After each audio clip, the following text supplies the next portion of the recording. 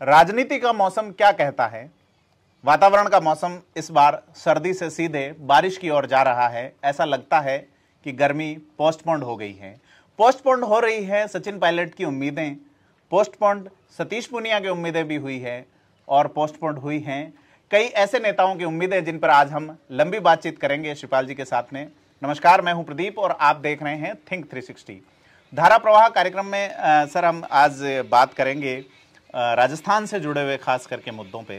तो पहला जो मुद्दा है वो अशोक गहलोत जिसको लेके हमलावर हैं गजेंद्र सिंह शेखावत पे। आज केंद्र के जो सहकारिता मंत्री हैं अमित शाह जी, उनका एक बयान आया है कि सहारा में जिन 10 करोड़ लोगों के पैसे अटके हुए हैं वो अब वापस दिलवाने की कार्रवाई कर रहे हैं कुर्क करके। ये फॉर्मूला राजस्थान में क्यों नहीं अप्लाई हो सकता, जबकि यहाँ पे संजीवनी, आदर्श और नवजीवन समेत कई तमाम तरह की सोसाइटियों के और अन्य फाइनेंशियल घोटाले हो रहे हैं लगातार? देखिए प्रदीप जी, 2019 में जो केंद्र सरकार एक बिल लेकर के आई थी, एक कानून जो बनाया गया वुड्स एक्ट, उसके तहत यही प्रावधान किया गया कि इस तरह की जितनी भी चिटफंड कंपनी है, पैरा बैंकिंग कंपनी है जिनमें चीटिंग हुई है जी, उनके पैसे को वापस कैसे लौटाया जाए। अभी तक कोई प्रावधान नहीं था, उनके खिलाफ क्रिमिनल केसेज होते थे, चीटिंग के केसेज होते थे, लेकिन पैसा लौटाने की कोई प्रक्रिया नहीं हो पाती थी। इस एक्ट में ये प्रावधान किया गया और सहारा से पहले ये प्रक्रिया PACL में पहले से चालू हो चुकी है जी। पल्स एग्रो जो कंपनी रही है उसके अंदर। अब सहारा की ये जो खबर है ये अपने आप में महत्वपूर्ण है। उसमें ये प्रावधान है कि जितनी भी चल अचल संपत्ति है उसको नीलाम करके जितना पैसा आ सकता है उतना पैसा वापस लौटाया जाए जी। इसी की बात जो संजीवनी के जो पीड़ित है वो कर रहे हैं। उनकी ज्यादा दिलचस्पी इस बात में कि हमारा पैसा वापस आए, क्योंकि बहुत सारे लोग ऐसे हैं जिनके पूरी जिंदगी की कमाई उसमें चली गई, जो पेंशन लेकर के आए। इसको लेके एग्रेसिव तो हैं काफी इस मामले को लेके, लेकिन उससे समाधान नहीं निकल रहा है, लोगों का पैसा नहीं मिल रहा है जी। यहाँ पर जो मुकदमा दर्ज हुआ है वो क्रिमिनल एक्ट का है जी, धोखाधड़ी का है जी। लेकिन उससे जितने भी पीड़ित हैं उनको न आदर्श वालों को पैसा मिल रहा है, न संजीवनी वालों को मिल रहा है, न नवजीवन वालों को मिल रहा है। किसी भी जो पैरा बैंकिंग कंपनी है या चिटफंड कंपनी है या क्रेडिट कोऑपरेटिव सोसाइटी है जिन्होंने चीटिंग की है, उनका पैसा निकलने की कोई आसार उस कानून में जाए बिना तो फिर उम्मीद बनती भी नहीं कि। देखिए, राजनीति में ये देखने वाली बात होती है कि जो नेता है उसकी मंशा क्या है। आगे फिलहाल मंशा ये कि चुनाव को किस तरह से खड़ा किया जाए, आप अपोजिशन के लीडर के खिलाफ किस तरह से एक माहौल बनाते हैं आपके जो खिलाफ है, और खासतौर पर जो पोटेंशियल लीडर है उसको किस तरह से घेरते हैं।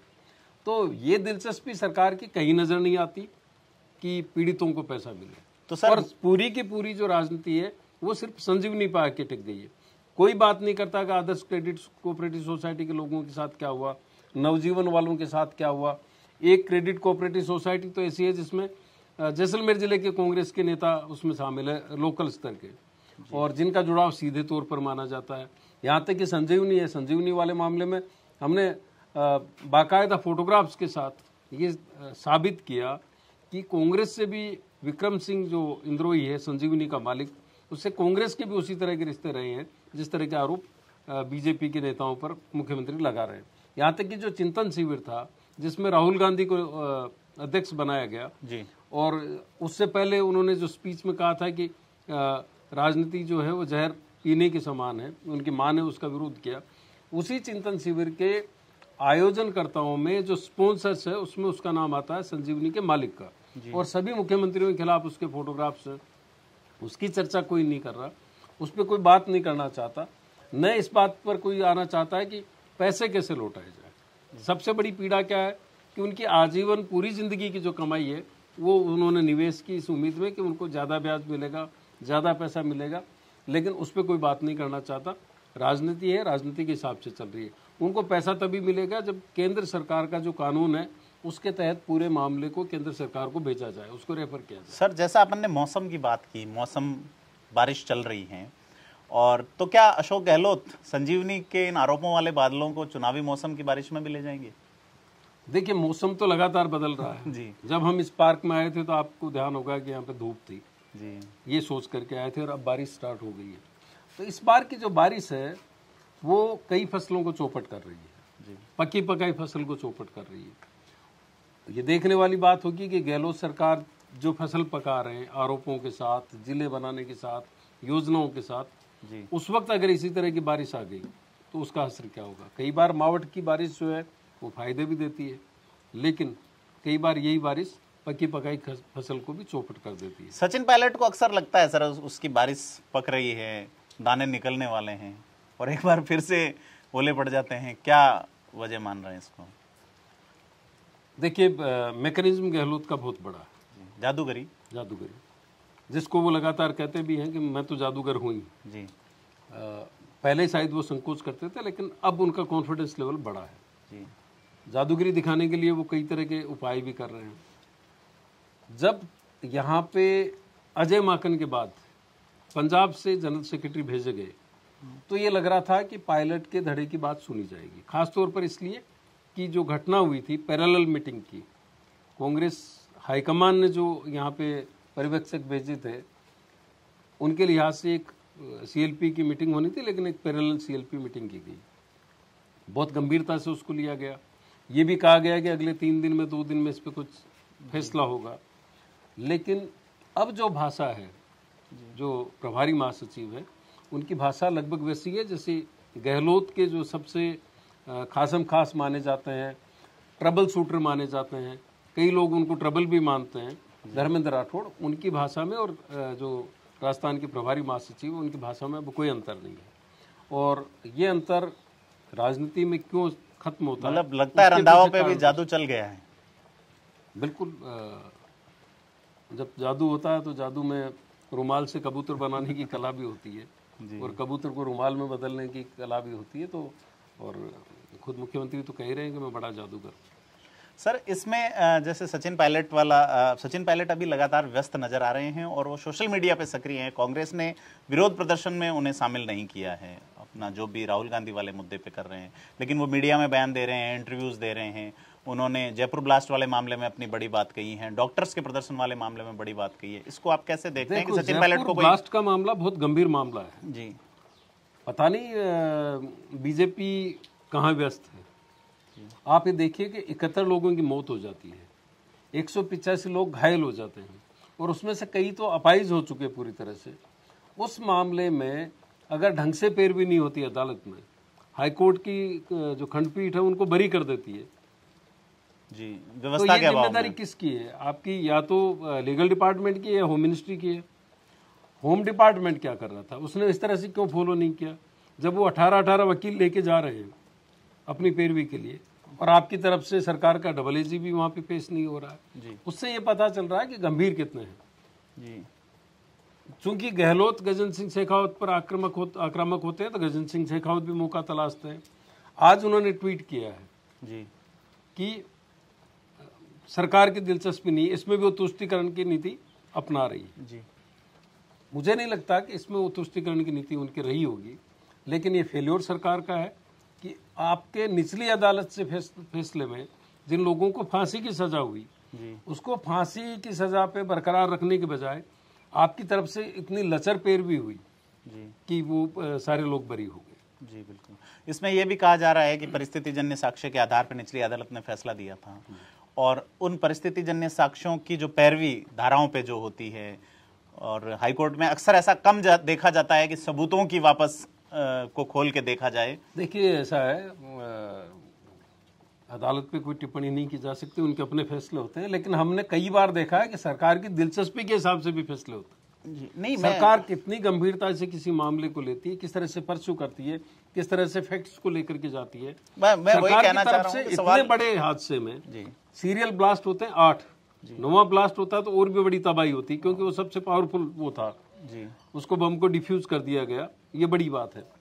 इतनी बड़ी घटना राजस्थान में होती है, जयपुर जैसे शहर में, और उसमें सरकार का मॉनिटरिंग सिस्टम नहीं है जी। केस को लेकर के वो मॉनिटरिंग नहीं कर रही है। डबल एजी से कोई मंत्री फीडबैक नहीं ले रहा है, डबल एजी नीचे वाले वकीलों के ऊपर छोड़ रहा है। तो आप इससे पता चल रहा है कि वो कितने गंभीरता से इस पूरे प्रकरण को ले रहे हैं। मैं वही कह रहा था, न्याय पे कोई सवाल नहीं है, न्याय बिल्कुल सही हुआ है, क्योंकि न्याय गवाहों और सबूतों के प्रकाश में होता है, लेकिन गवाह और सबूत को व्यवस्था ही प्रकाश में ले जाती है और व्यवस्था फेल्योर रही है। मेरा जो सवाल उठ रहे थे उन सवालों का जवाब देना तो सरकार के वकीलों की जिम्मेदारी थी सर, उनको अपना पक्ष रखना चाहिए था। कुछ तारीखों का अपन जिक्र करना चाहेंगे। 2 अप्रैल को कुछ ऐसा सुनने में आ रहा है, 1 तारीख की चर्चा 5 अप्रैल की भी हो रही है। कांग्रेस ने क्या 5 अप्रैल की डेडलाइन दी है, ऐसा कुछ सुनने में आ रहा है। ये कहा जा रहा है कि 5 अप्रैल तक, जो ये डेडलाइन बार बार बदलती रही है जी, लेकिन पायलट खेमे को 5 अप्रैल तक कोई फैसले का इंतजार है जी, उसके बाद क्या होगा ये देखने वाली बात होगी, क्योंकि ये कहा जा रहा है कि पायलट के सब्र का जो प्याला है वो भी अब छलकने वाला है। छलकने वाला है।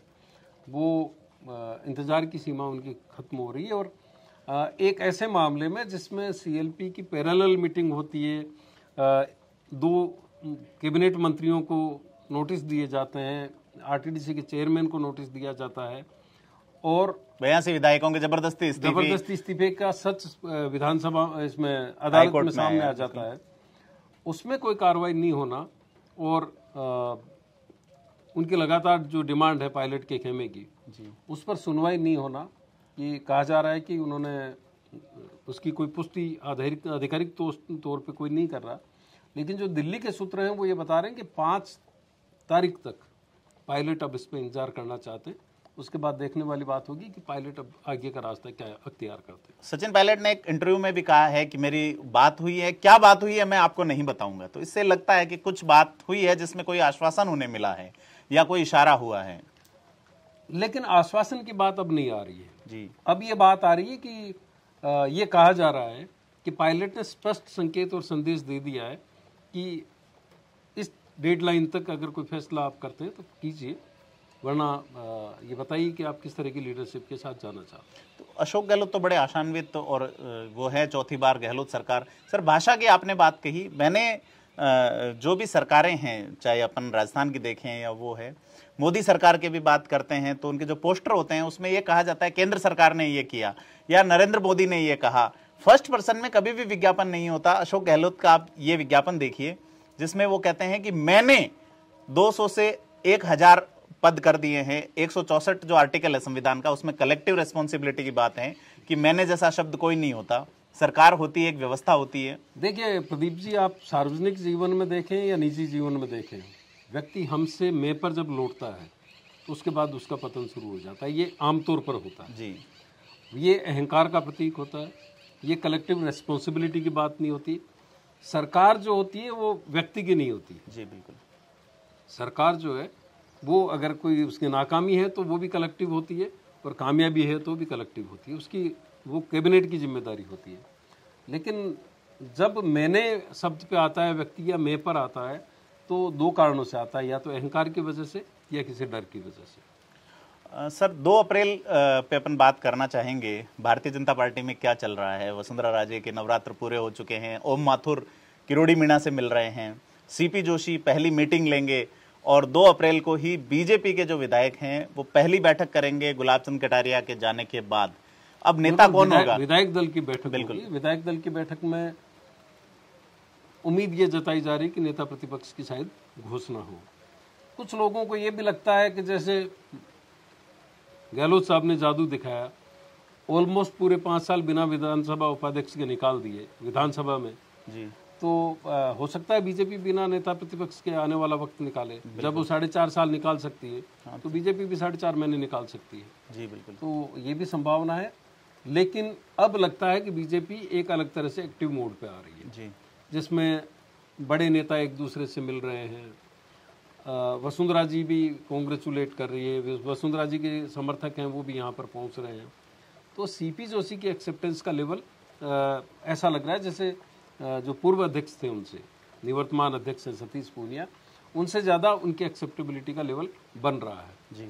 और ऐसा लग रहा है कि एक कलेक्टिव तरीके से चुनाव लड़ने की बात हो रही है। वो इसलिए भी हो रही होगी कि कांग्रेस ने बजट के साथ में कई कोशिश की है, खासतौर पर गहलोत साहब ने जादू दिखाने के लिहाज से।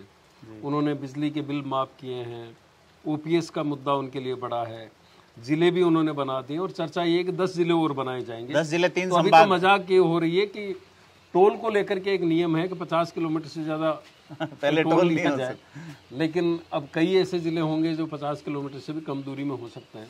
तो उसको लेकर के अब जो जिले की गंभीरता होती है उस पर भी सवाल खड़े हो रहे हैं कि किस तरह से जिले बनाए जाएंगे। जिले होने चाहिए, छोटे जिले बनेंगे तो डेवलपमेंट होगा, लेकिन जिले का एक ग्लैमर होता है डिस्ट्रिक्ट हेडक्वार्टर का। आपको एक कैडर भी खड़ा करना होता है। कैडर खड़ा करना होता है, उसके लिए एक एनवायरनमेंट होता है किसी शहर का कि लोग उसको एक्सेप्ट करें। आप देखेंगे कि जिलों को लेकर के जिस तरह का विरोध आ रहा है, उसी को दबाने के लिए इस तरह की खबर भी अब सामने आ रही है कि नए जिले बनाने पर विचार हो रहा है। जी।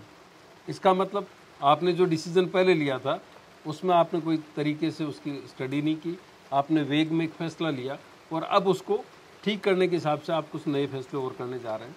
तो कई बार हड़बड़ी और जल्दबाजी जो है वो बहुत बड़ा नुकसान कर देती है। सर और जिस तरह से अभी अचानक बारिश बढ़ी है, अचानक तेज बारिश शुरू हुई है, ये संकेत है कि इस बार मौसम जो है वो किसी भी तरह का करवट ले सकता है। सर घोषणाओं में अशोक गहलोत ने कोई कमी नहीं रखी, अपने आप को जादूगर भी कहलाते हैं। जादू की दुनिया की सबसे बड़ी जो टैगलाइन है वो है कि जादू आंखों का धोखा है। कहीं ये घोषणाएं उस टैगलाइन से प्रेरित तो नजर नहीं आती? देखिए 4.5 साल के कार्यकाल में जी, इस दौरान कितने बजट आए? बिल्कुल।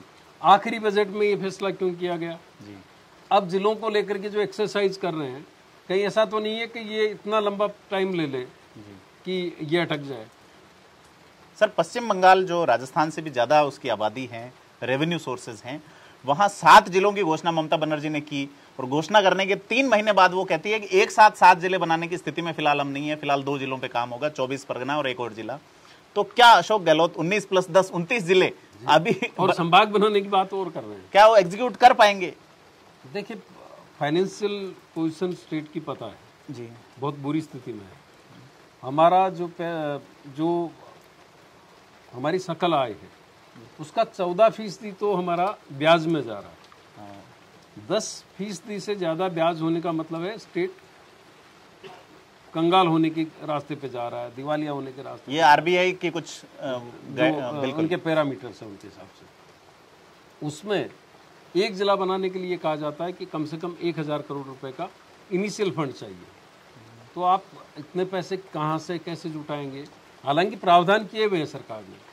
आपको अगर पड़ोसी राज्यों से अगर तुलना देखेंगे तो आपको डीजल यहाँ पे बहुत महंगा मिलेगा, पेट्रोल आपके बहुत महंगा मिलेगा, सीएनजी आपको बहुत महंगी मिलेगी। जी। तो वो पैसा पब्लिक की जेब से निकाल करके इस तरह के उपाय करने की कोशिश तो की जा रही है। हो सकता है आने वाले वक्त में कुछ और ज़्यादा पैसे हमारी जेब से निकालने के उपाय हों ताकि जिले बनाने की प्रक्रिया आगे बढ़ाई जाए। अशोक गहलोत अपने बजट की घोषणाओं में कुछ इस तरह की घोषणाएं पहले कर चुके हैं जो इनसे कॉन्फ्लिक्ट करेगी। जैसे मैं बताता हूं कि उन्होंने साफ कह रखा है कि हर जिला मुख्यालय पे एक कन्या पीजी महाविद्यालय होना चाहिए, एक पीजी महाविद्यालय होना चाहिए, हर जिला मुख्यालय पे एक मेडिकल कॉलेज होना चाहिए। तो अब जैसे जैसे जिले बने हैं तो इन लोगों की अगली मांग, इन जिलों की अगली मांग तो राजस्थान में 50 के आसपास मेडिकल कॉलेज होंगे सरकारी। तो ये सारी चीजें आगे जाके थोड़ा सा समस्याएं खड़ी करेंगी। अभी तो सबसे बड़ी समस्या तो ये है कि आपने जो आरटीएच लागू किया है, राइट टू हेल्थ, जी, उसकी एक्सेप्टेबिलिटी का लेवल नहीं बन रहा है। सारे प्राइवेट हॉस्पिटल्स बंद पड़े हैं, निजी चिकित्सकों ने काम बंद कर दिया है, सरकारी अस्पतालों के जो डॉक्टर्स हैं वो भी उनके समर्थन में आ गए हैं। तो आप जब तक अपना सिस्टम डेवलप नहीं करते हैं, इस तरह की घोषणा करने से पहले एक मैकेनिज्म तो होना चाहिए। फैसला मैं कर रहा हूँ और लागू आपको करना है। जी, मैं आपको कोई सुविधा नहीं देना चाहता, लेकिन मैं आपसे रिजल्ट चाहता हूँ और मैं ये चाहता हूँ कि आप सेवा भाव से करें। तो डॉक्टर्स का कहना है कि इतना बड़ा पैसा पढ़ाई में दिया गया वक्त, इतने बड़े पैसे का निवेश, उसको लेकर के भी कोई विचार होना चाहिए। ये एक एक्ट बना है और उसमें सिविल न्यायालय को कोई अधिकारिता नहीं है कि आप उसमें कार्रवाई कर सकते हैं, केवल प्राधिकरणों के भरोसे, प्राधिकरण अधिकारियों के भरोसे। तो इसलिए, और आप ये कह रहे हैं कि ये लागू नहीं हो पा रहा है, लागू होने से पहले बात ही नहीं हो पा रही है जिन पे लागू करना है। तो सर एक बात आ रही है कि अप्रैल महीना जो कि खास एक जॉली मूड का महीना रहता है, तो उसमें कई सारे राजनीतिक मौसम बदलने वाले हैं। आरएसएस का एक बड़ा इवेंट जयपुर में प्रस्तावित है, तो उसकी क्या भूमिका रहेगी बीजेपी के नए अध्यक्ष को अपनी जाजम जमाने में या यहाँ माहौल बनाने में? देखिए राजस्थान के लिहाज से सेवा संगम हो रहा हो ऐसा मुझे नहीं लगता है। आरएसएस प्रमुख समेत इतने बड़े पदाधिकारी अगर 3 दिन के लिए यहाँ पर बैठक कर रहे हैं जामरोली में, तो इसका मतलब है कि उनका लक्ष्य कोई बड़ा है जी। वो सिर्फ 3 स्टेट या 4 स्टेट को लेकर के विचार करेंगे ऐसा नहीं है। आरएसएस में अब कई मुद्दों पर अलग तरह से विमर्श चल रहा है जी। 2024 का लक्ष्य उनके लिए बड़ा है और राम मंदिर का निर्माण प्रक्रिया आगे चल ही रही है। इस दौरान कई और मुद्दे भी हैं जिन पर मुझे लगता है कि चर्चा होगी, लेकिन राजस्थान में आरएसएस का यहाँ पर सेवा संगम होने का मतलब ये है कि संघ के कैडर को पूरी तरह से अब एक्टिवेट किया जाएगा अगले विधानसभा चुनाव को देखते हुए, और ये विधानसभा चुनाव जो है वो लिटमस टेस्ट होंगे, असली जो लड़ाई है वो 2024 में। तो बदलते मौसम में हमारी बात हुई श्रीपाल सत्तावा जी से धारा प्रवाह कार्यक्रम में। सर बहुत बहुत धन्यवाद आपका, और राजस्थान के खास मुद्दों से लगातार रूबरू होने के लिए सब्सक्राइब करें और बेल आइकन को जरूर प्रेस करें, साथ ही जुड़े रहिए थिंक 360 के साथ।